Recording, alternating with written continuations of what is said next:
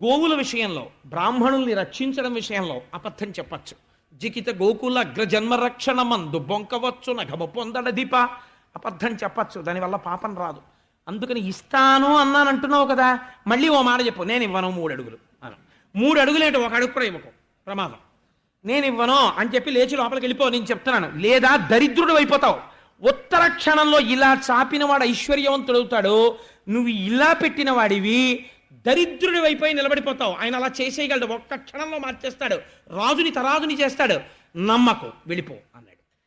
అంటే ఈయనన్నాడు, ఆయన వంక చూసి, ఎంత మాట అన్నారండి, లక్ష్మీనాథుడైన వాడొచ్చి నా దగ్గర చెయ్యి చాపాడని మీరే చెప్తున్నారు. ఆదిన్ శ్రీసతి కొప్పుపై తనువుపై అంశోత్తరీయంబుపై పాదాబ్జంబులపై కపోలతటిపై పాలిండ్లపై నూత్న మర్యాదంచెందుకరంబు క్రిందగుట ఆపైన